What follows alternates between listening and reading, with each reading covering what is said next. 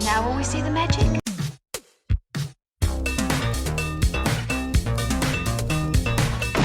All right, where's Murray? Okay, who is it? This is Jesus, kid. Know then that it is the year 10,191. Yes, we are bored.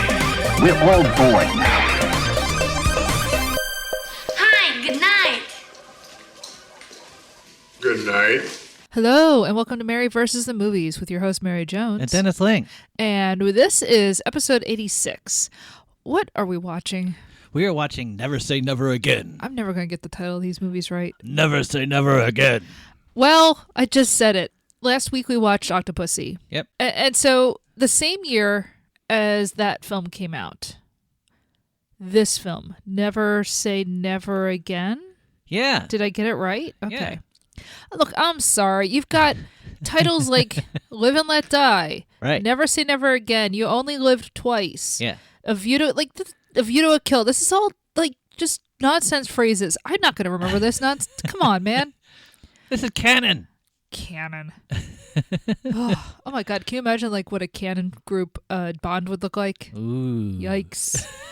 Anyway, so yeah, this came out the same year as Octopussy, but this stars Sean Connery after he had been away from the role for how long?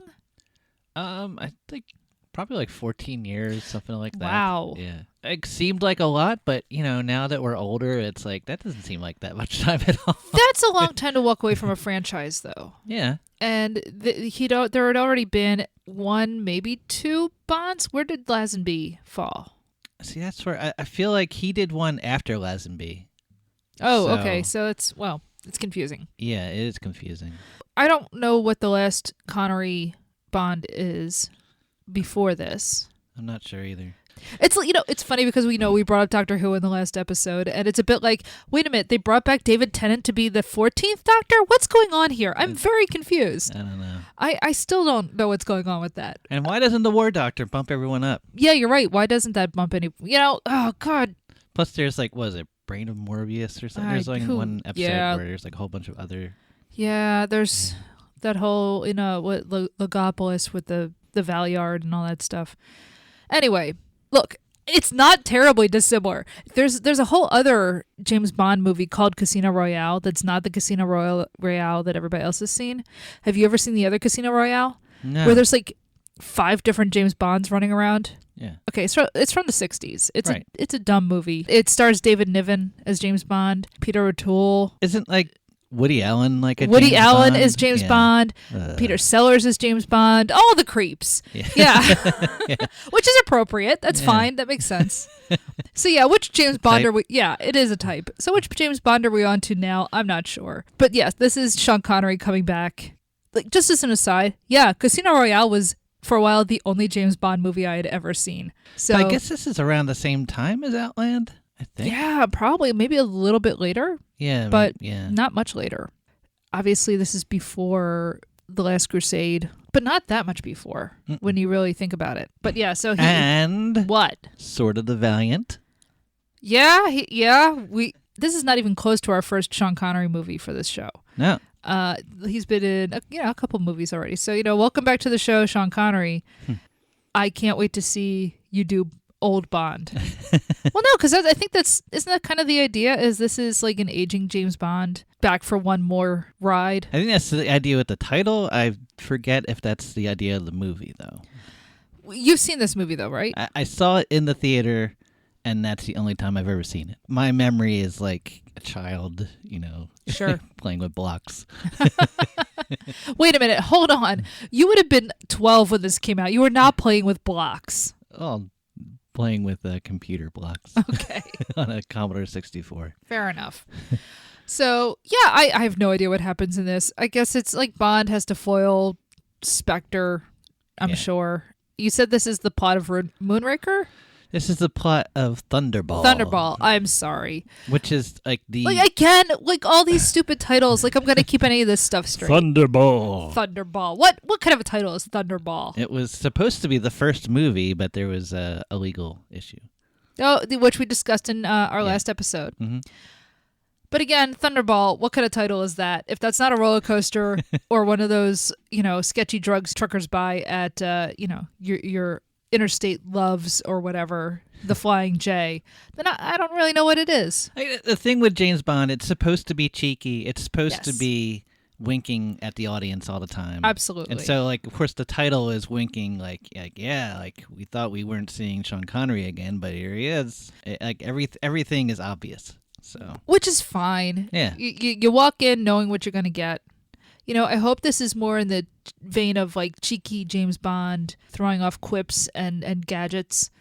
I have no idea what this is going to be, though. Is this going to be something like Robin and Marion? Do you know Robin and Marion? No. Oh, Robin and Marion is a film, I believe, directed by Richard Lester. An aging Robin Hood and Maid Marian. Robin has come back from, the Crusades or whatever, and it's basically a film about aging and dying. Oh. Okay. Some people really like this film. Some people think it's a bit too dour, but Connery kind of embraced that. Robin and Marion's like late 70s, maybe. This is after he does Zardoz, which also ends with him dying, right? How old was he then? He's in probably his 50s. But like your 50s in like the 80s is like being in your 70s now. I'm trying to think of like our research for Outland. Like, did he just turn 50 or did he just turn 40? No, he was in his 50s because he was in his 30s when he was doing Bond. Okay. So Yeah. he just turned 50 because I know he had just turned like a decade something. Okay. Well, so he's in his 50s. Yeah. So when we were doing Outland, I remember thinking like, oh, this is me doing all those stunts. So I get it. Yeah. Like when he falls down, he's like, yeah, I know. Right. So what we have here is, I'm curious to see whether this is a Bond who acknowledges that he's old. Because the whole thing with Octopussy is Roger Moore trying to do the whole cheeky gadding about thing, but he's too old for it. But it does not acknowledge that at all. Exactly, but it doesn't acknowledge that this is a problem. Whereas I'm curious as to whether this is a movie, because it's not being made by the usual people who made Bond. This is Eon. This is not Eon. Yeah. I do wonder if there is more of a, I'm getting old. I'm too old for this. So yeah, I don't know what this is going to be. Does he live? That's a very interesting question. I brought up Zardoz, I brought up Robin and Marion. I honestly, given that this is his last ride out as Bond and it's not being made by Eon, I wonder if his Bond here dies. Think it's going to be like a Reichenbach Falls thing? Well, it could be. I mean, where he goes over the edge and you're like, really? Is that it? Like, something like that? Or I feel like you're leading the witness because you've seen this movie. Yeah. So I wonder if I should be prepared for that. But at the same time, it is James Bond, and it is supposed to be fun and cheeky and silly. So I'm also just interested in like, how does this play against something as kind of dumb as Octopussy? Not that the James Bond movies were ever smart, but some were a little bit more nimble than others, right? Right. Goldfinger is much more nimble. I'm fascinated by the idea that Connery comes back after having not played this role for maybe 14 years or whatever. What difference does that make to what he's doing here? Is there going to be 2 Bond girls or 1? Because usually there's like 2. There's like a minor one in the beginning and a major one at the end. That's true. I don't know. The thing is, you don't know like the beats as well as I do. No, like, I don't. I've watched, probably half of, like a third to a half of them. Which is still a lot of movies. It is a lot. Like by now there had already been like 13, 14, I guess, if you count Octopussy. Oh wait, what is the Octopussy song? Octopussy, do Octopussy. Octopussy. So Mary came up with the idea that Octopussy could have been done by Kool and the Gang. Yeah, if they had just taken Jungle Boogie by Kool and the Gang and sung Octopussy over top of it would have been much better than whatever that song is that they had. You know what? I'm not going to say any of the other lyrics I came up with. No, because they're terrible. They're terrible. They're almost offensive. Yeah. Yeah. So please don't. Will there be a Bond song in this? I don't think there will be. I think we're going to get a completely different mood. I don't think we're going to get a Bond song. I don't think we're going to get, the classic opening. Like I have a feeling that all was owned by Eon and what is it, MGM? Oh, so there won't be. Right. I don't expect any of that. Exactly. Yeah. Yes. I don't think we'll get any of that. We won't get that? No. Bennett. Yeah. I truly think we will not get any of that. Okay. Okay. So, shall we go find out? Yep. All right. Never, never say never again. Never, never say never again.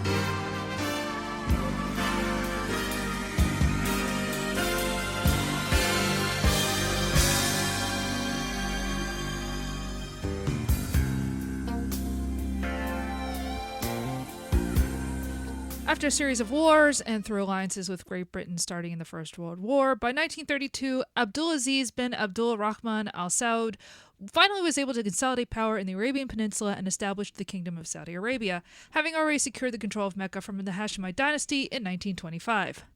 In 1937, vast quantities of petroleum was discovered in the peninsula, and by the Second World War, these were leased to American oil companies, Al Saud having soured a bit on the British involvement in his kingdom.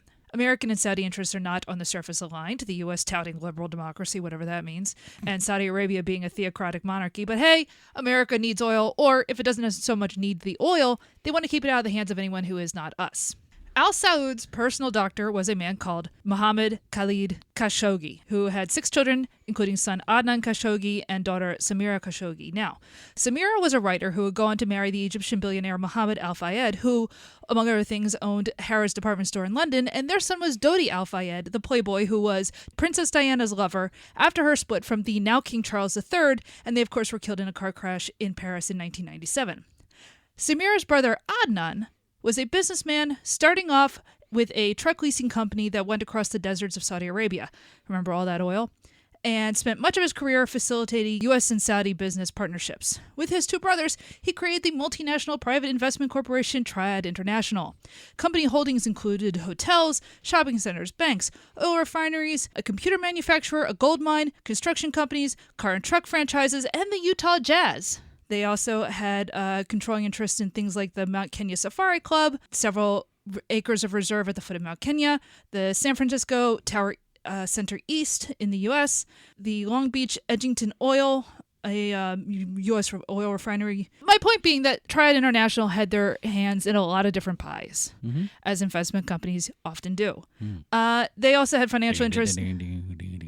Well, I'm getting there. Yep. They had financial interest in Lloyd's of London and resorts in Acapulco, National Car Rental Company, as in the company National, Beirut Riyadh Bank, the Bank of Contra Costa, etc. Their real estate holdings include all sorts of private residences all over the world, multi-floor penthouse in New York called the Olympic Tower. Basically, if you can't afford to live somewhere, it probably is tied somewhere back to Triad International. He was also an arms dealer, our friend Adnan here. He was implicated in the Iran-Contra affair as a key middleman for the arms for hostages exchange. Like Tony Stark. His role in the affair created a controversy because he donated millions to American University in Washington, D.C. to build a sports arena that would bear his name. He was actually designated a principal foreign agent of the United States at one point and worked with intelligence agencies. Now, his nephew was Jamal Khashoggi, the Washington Post journalist, who was highly critical of that Saudi government that, of course, his family had benefited from so much. He was murdered in 2018 while he was in Turkey, and it's pretty much agreed that this was on the orders of Crown Prince Mohammed bin Salman of Saudi Arabia, who is, of course, the grandson of Abdulaziz bin Abdul Rahman Al Saud, who established the Kingdom of Saudi Arabia. So, why do I bring all of this up? Why? 2 reasons. First, the super yacht used in this film, the Nabila, was owned by Adnan Khashoggi. when he ran into money problems, he sold it to the Sultan of Brunei, who then went on and sold it to American real estate magnate and television personality Donald J. Trump, who of course went on to become the 45th president of the United States. And we all know how that went. By the way, that story is still not over. Yikes. On the other hand, now on the one hand, this is all just a fun bit of trivia. Hey, the Nabila was the largest yacht in the world at the time, and I'm sure renting it to Jack Schwartzman was a nice way to make some money. Jack Schwartzman, of course, is originally a Hollywood lawyer who went on to marry Talia Shire, the sister of Francis Ford Coppola, actress in her own right, of course, and is the father of Jason Schwartzman, who is also an actor. Basically, Jack Schwartzman... Max Fisher. You know I love Rushmore. Yeah. So basically Jack Schwartzman is part of the whole Coppola dynasty. And the guy who talked Sean Connery into doing this movie. Well, yes. Now, the second reason I bring all of this up, because this is a James Bond film, right? Yep. Part of the James Bond mythos, if we can call it that, is that there is a shadowy organization called Spectre, which stands for Special Executive for Counterintelligence, Terrorism, Revenge, and Extortion. And they hired Max von Sydow to say that. Yeah, poor Max. Pretty much. Yeah. Pretty much. And then they cut all of his other scenes.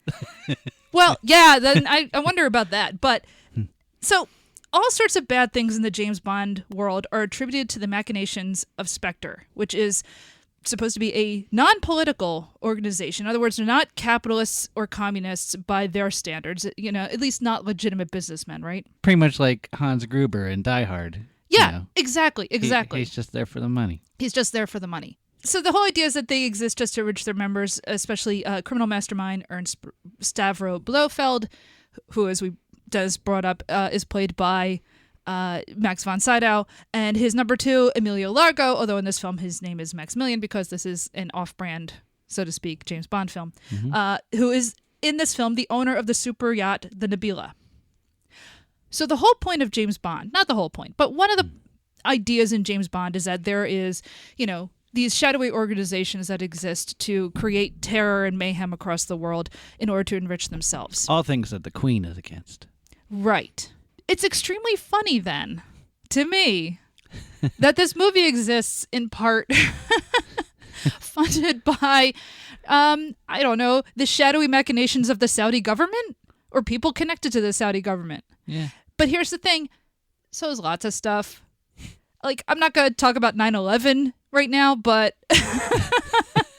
I mean, you can kind of draw like little dotted lines from the movie Never Say Never Again to 9/11 or to the death of Princess Diana if you really feel like it. Yeah. Not that the Saudis made that happen. No, it was, jerks on bikes. But part of my point being that there is a world that you and I will never, ever touch that exists on this floating bed of money and power, right? And in the world of James Bond, it's a shadowy thing. In the real world, it's not shadowy. It's just there. We just can't touch it. Like, there's no James Bond in the real world. There are secret agents. Yeah. There are intelligence agencies. But the reality is a lot closer probably to, I don't know. Do you remember the opening of The Adventures of Baron von Munchausen? A little bit. If you remember the opening of that movie, you have the emperor of the Austro-Hungarian Empire is sitting down with the Sultan, the Ottoman Sultan, and they're basically deciding, like, what kind of war are we going to have today?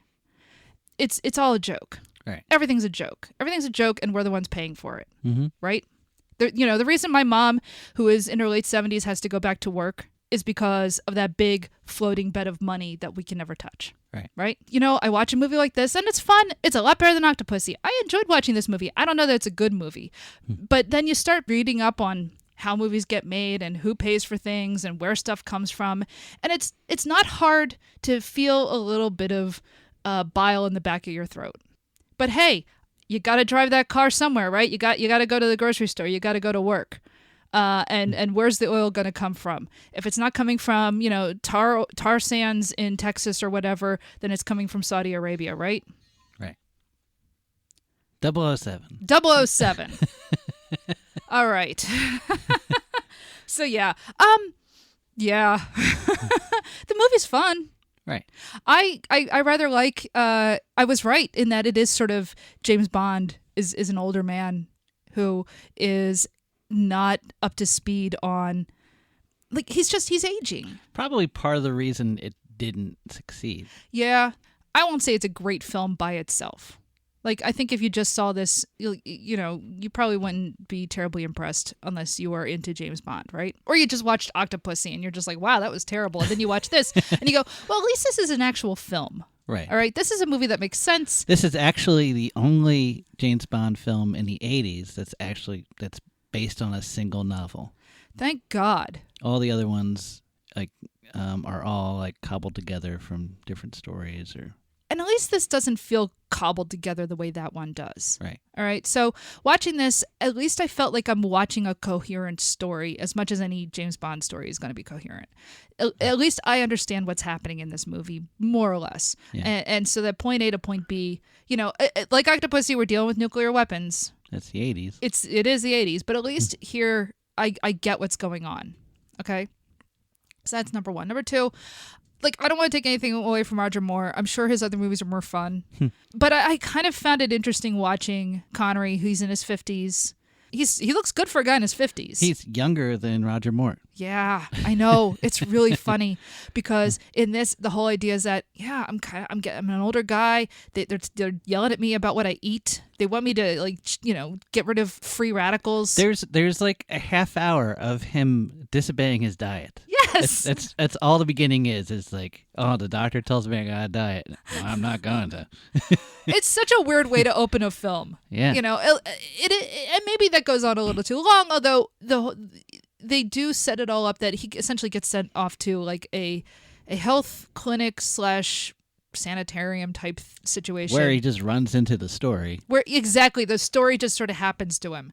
Yeah. And you know what? I honestly, that's fine. Oh yeah, it's fine. It's totally fine. But I mean, it's a complete coincidence that he happens to be at the same place where our poor dupe of an American Air Force guy is also staying after he's had this crazy eye implant so that he can control nuclear weapons using a copy of the president's eye. Like, you say all that stuff out loud, it's just like, well, that's incredibly dumb. I mean, it is, but I mean, it's also exactly what you expect from a James Bond story, right? Yeah. Yeah. Oh, yeah. We're doing biological implants or whatever. This is the type of stuff you still see in movies. I gotta say, the president's eye doesn't look very good. Oh my God, it's so gross. It is so gross to look at in this. How do we elect a president that looks like that?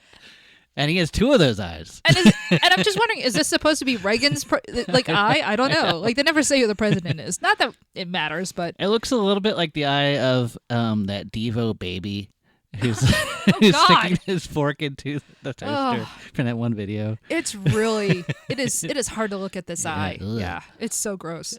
The film opens, at first you think, oh, he's doing some sort of mission in South America, but it's just a training thing. It's all it is. And he ends up getting stabbed by the woman he's supposed to be saving. We find out, oh, this is just practice. So there's a new M. Yep. He's terrible. Yeah. Just shrill. Like, his whole thing the whole time is basically telling James Bond he's a loser. I get that, like, part of the plot is we're going to bring the 00s out of retirement. The intelligence community has moved on from using secret agents like this. It's also about cutting costs everywhere. I'm sure if we have any British listeners, that sounds familiar. This is, of course, Thatcher's England. All the 00s have been put in retirement, and his whole purpose is to just instruct other people. Like, they don't have him doing missions or anything. And to be fair, he's in his 50s. I feel like this movie is kind of like The Last Jedi. Go on. It's purposefully trying to change James Bond with the times. Yeah. And just it's purposely like taking every aspect of James Bond and slightly tilting it. Here's Q. He's still has toys, but he's like, oh, it's so cold in here, and I don't have the funding to do my normal stuff. Yeah. Like, everything about it is like just slightly off, which kind of explains partly why it didn't succeed. But and it also kind of mirrors what the movie was going through. Yeah, that, like, the film kept losing funding and didn't have, wow, a Coppola movie not having like enough money to be made. That sounds really familiar all of a sudden. A little bit, yeah. Yeah. Apparently, Francis Ford Coppola may have had a pass at this script at some point, by which I mean he may have worked on it a little bit. This was a family affair once again. But the director is Irvin Kushner. Yeah. Of Empire Strikes Back fame. Yep. Sounds like he did not see eye to eye with the producers. They cut a lot of big production numbers.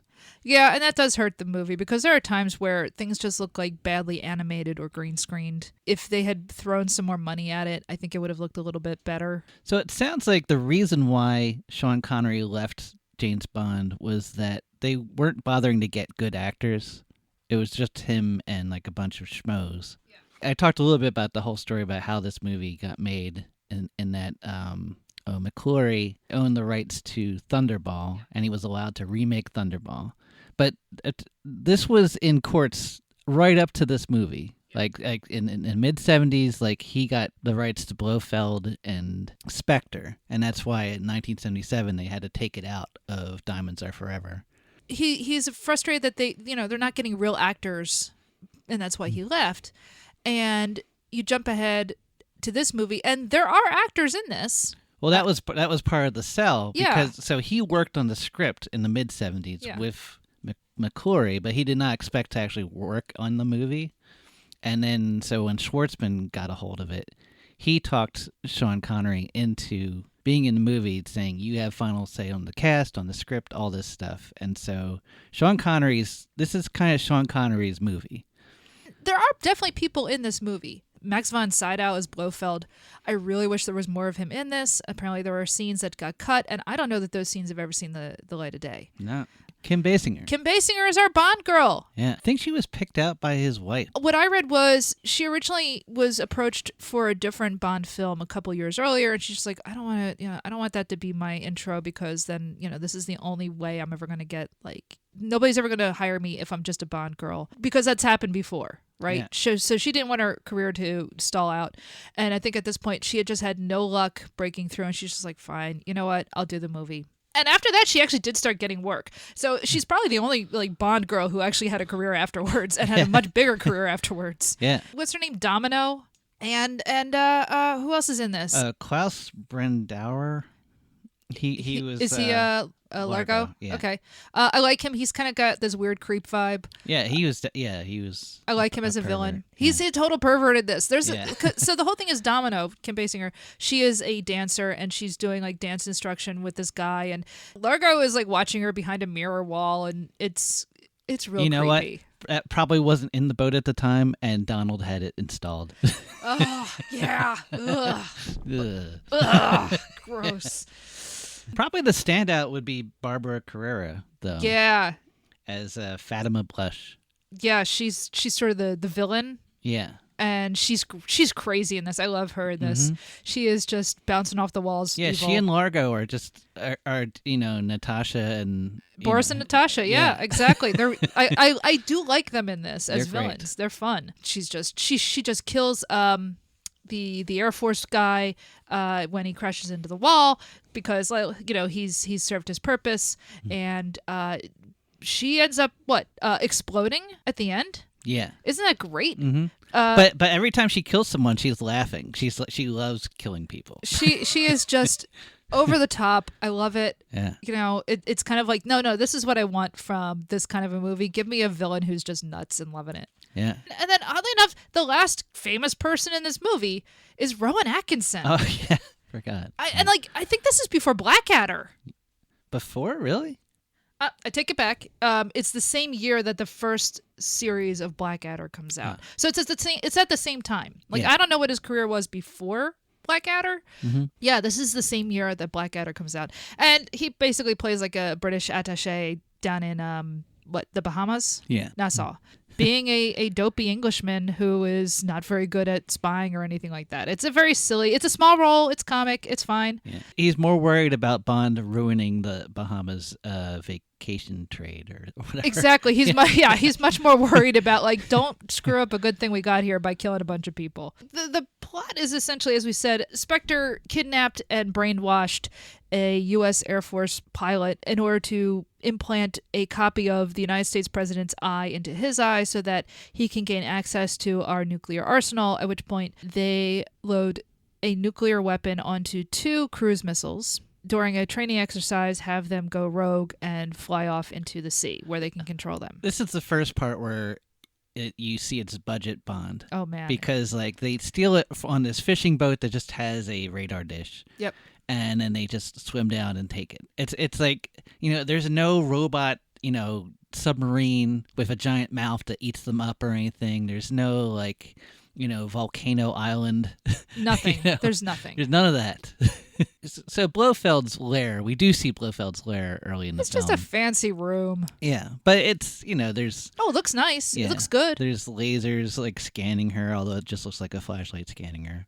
So they've got control of these nuclear weapons. Blofeld calls into NATO on a video feed that is focused on his cat. Yeah. Because it is Blofeld after all. I may not have seen a lot of James Bond, but I know about the cat. Right. So, because every time our cat climbs into Dennis's lap as he works, all I can think about is, I'm married to Blofeld.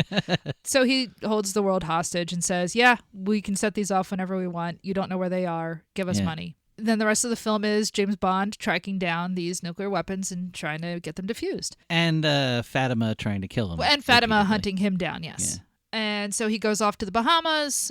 Remind me, do they track like a weapon there? Why did they go to the Bahamas? Do you remember?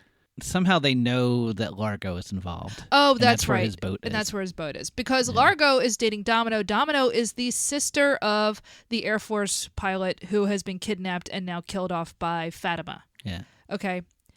Look, it's a James Bond movie. You don't need to know all this nonsense. Look, so they go to the Bahamas, and that's where he meets up with Johnny English there, and he goes deep sea diving with Fatima, where she leaves him. She basically puts a tracker on him so that he gets eaten by sharks. Of all the times I've seen homages, shall we call them, to Jaws. You know what? This film had been in development from like the mid 70s. It wouldn't surprise me if this idea had just been there. The whole time? From 77 on. Oh, we got to do a Jaws thing. And then time moves on. They're like, oh, we'll still do the Jaws thing. Yeah. We have it written in here, so. They send a shark to go eat him. There's multiple sharks, though. It's real sharks. I hope those sharks didn't get hurt. Yeah, because they... There's a lot of animal violence in this film, by the way. Yeah. There's at one point, they ride a horse off a cliff into the water, and the horse does swim by, but I don't know if it's the same horse. I feel like this may have started the whole we didn't harm animals in this film thing. Because I think after this. Yeah. Yeah. And the reason I brought up Jaws, it's not just because there's sharks, but at one point to fight off the shark, he picks up an oxygen tank and blows it at him. And then another time a license plate goes swimming past. So it's like, exotic location, we have a shark attack. And then it moves on to the game section of the film. Because there has to be a game section. Yeah, there's always a thing. And so he sneaks into a party in a kind of fun way. Yeah, it's at Largo, I guess Largo's palace or whatever there in Bahamas. Yeah. Like his place. And it opens, it looks like all these old gaming tables, everything looks old-fashioned. And yeah, it's your card classic games roulette and everything. And then Kim Basinger opens this door and there's video games. And you're assaulted with the sounds of an arcade. Yeah. It feels so weird and out of place. Keeping with like the Last Jedi theme, it's like, oh, we're moving on from, card games to the future. Yeah. So Centipede. And Defender.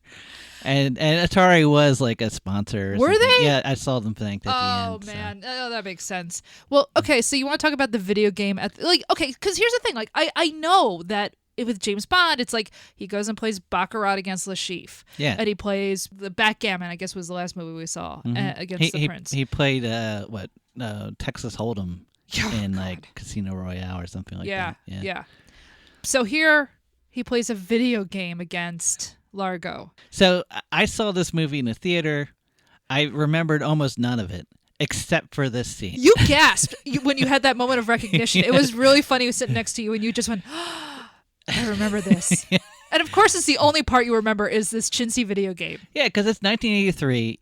Like video games at the time were Donkey Kong. Like, whoa, Donkey Kong. And then, we're excited about Zaxxon. Whoa, it's 3D. So here's this table. There's a map of the world. And then the world curls into like a tube.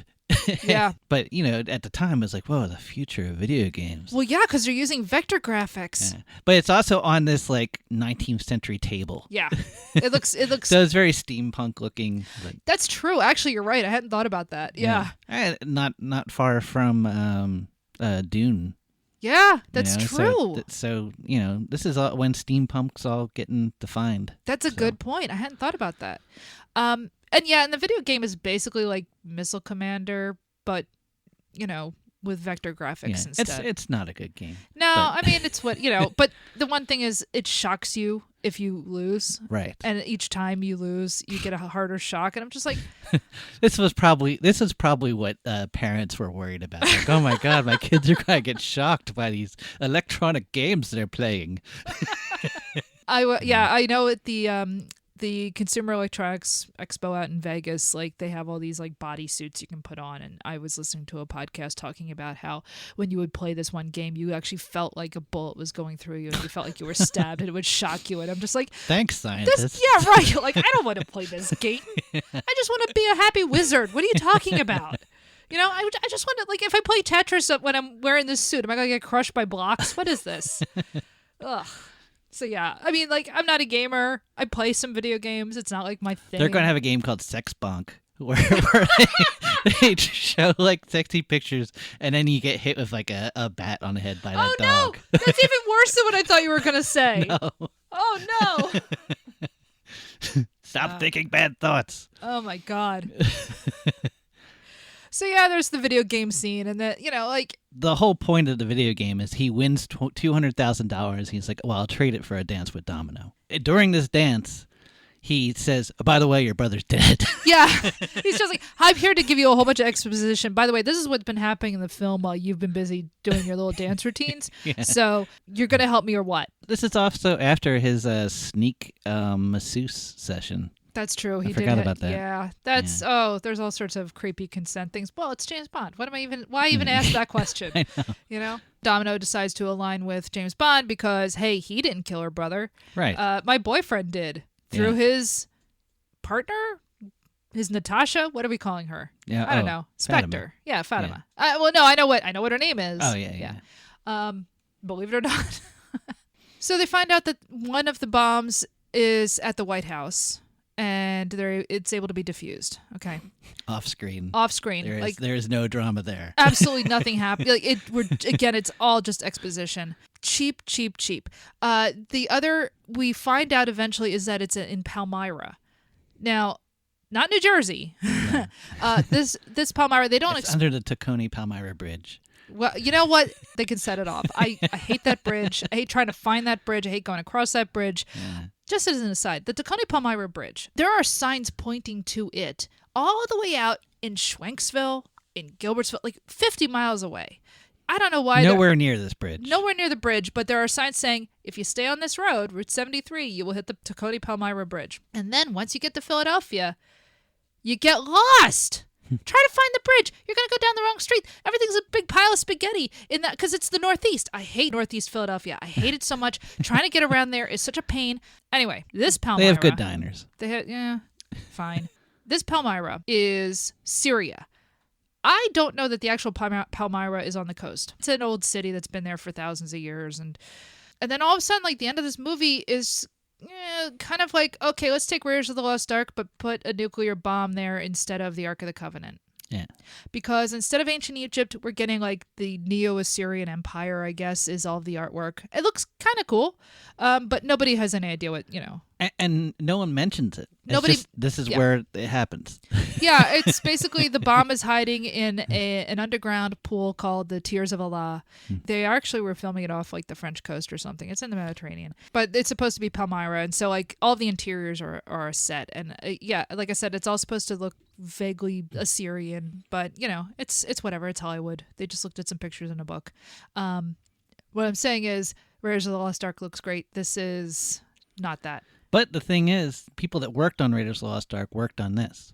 So it's kind of like, well, it worked before, just a couple years ago. Let's do it again. I think like assistant director and a director of photography, like all these people that worked on Raiders worked on this. Yeah, it's hard not to watch this and go, yeah, okay, I see what they're cribbing. First we cribbed from Jaws, now we're cribbing from Raiders. To be honest, I think this is 90% a good film. Up to Palmyra, it works. Yeah, I mean, it could have used some tightening up. This movie's 2 hours and 17 minutes long. It does not need to be. Yeah. It doesn't. But I don't think it's a terrible film. Aside from a really creepy racist scene where Domino has been held captive and is being auctioned off to some, guys on horseback. It's very... Beyond that scene, which could easily have been cut, Yeah. And that's, of course, where the horse dives off the cliff and everything. The bomb gets defused. I guess Largo gets shot with a spear gun, right? Oh yeah, she shoots She him shoots with a him, yeah. spear gun. And to be honest, the way it was paced, I just assumed he was going to come back. You know, they'd think they were like free, and he would try to kill Bond or kill her, and then Bond would kill him or something. And No. the whole end just felt like very rushed. Yeah. Like, all right, we run out of money. Pretty much. That's all that happens. Let's tie it up. The bomb is defused, Domino is saved, and James Bond goes into retirement in the Bahamas. And then they say, you know, like, oh, we need you to save the world, and he's like, never. And then they say, never say never again. Yeah. Yeah. Wah, wah. It's not a bad movie. No. I mean, it's not. Well, let me put it this way: it's a better film than Octopussy. Yeah. There are things in it I like. It's a cable movie. It's a movie you catch it on cable, you leave it on, you look at the Bahamas look great. There are some funny lines in it. You know, it's not like it's a terrible script per se. I don't know. It's not bad. It's not the best Bond movie at all, but I enjoyed watching it. But it goes on a little too long. It definitely looks cheap. They ran out of money.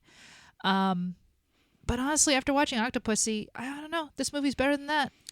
At the time, everyone assumed that this movie would kill Octopussy in the you have to keep saying that word. I know. But they thought that this would kill them at the box office. Yeah.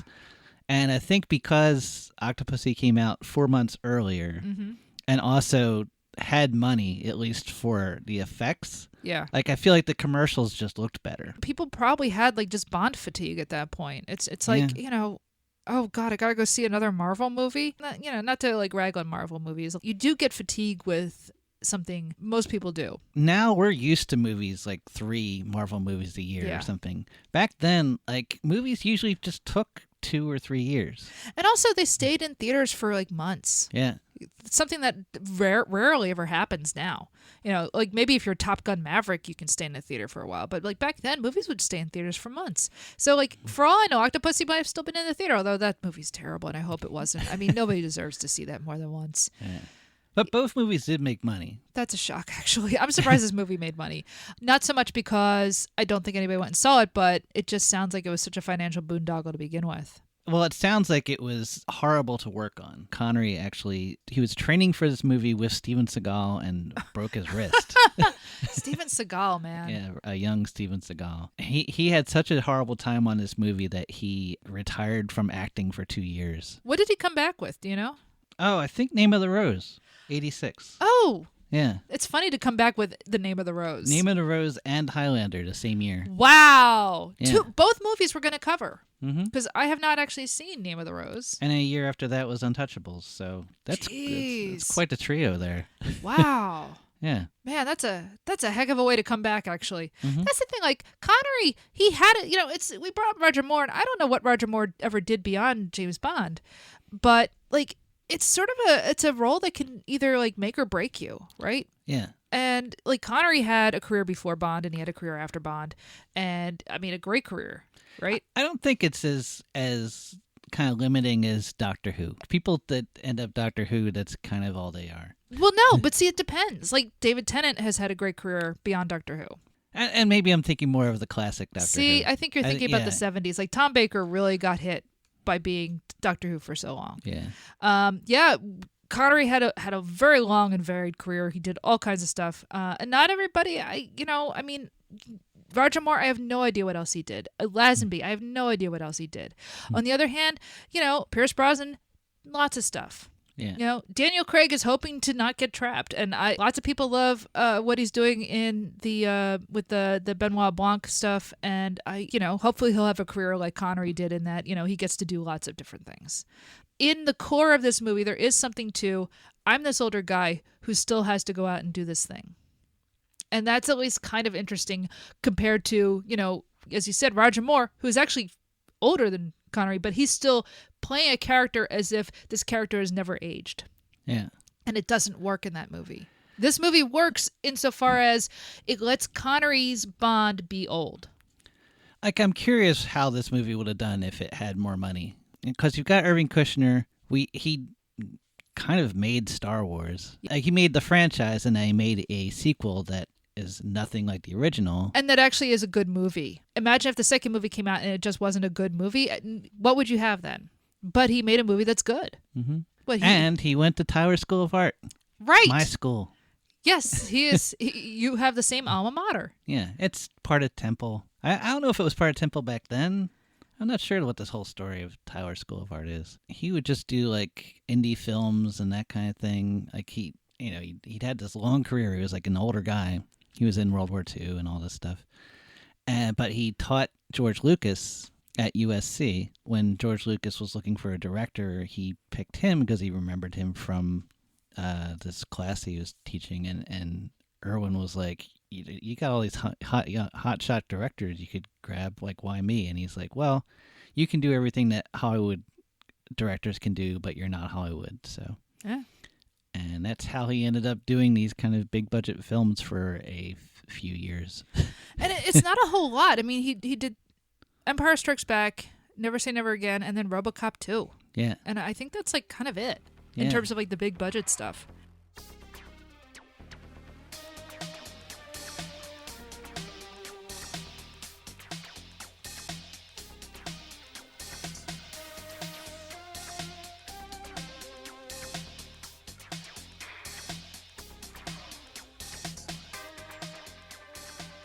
So that was Never Say Never Again, starring Sean Connery, Kim Basinger, Klaus Maria Brandauer, Max von Sydow, Barbara Carrera, Bernie Casey, Alec McCowan. Yeah, I know. I'm just reading IMDb now. And with Edward Fox as M.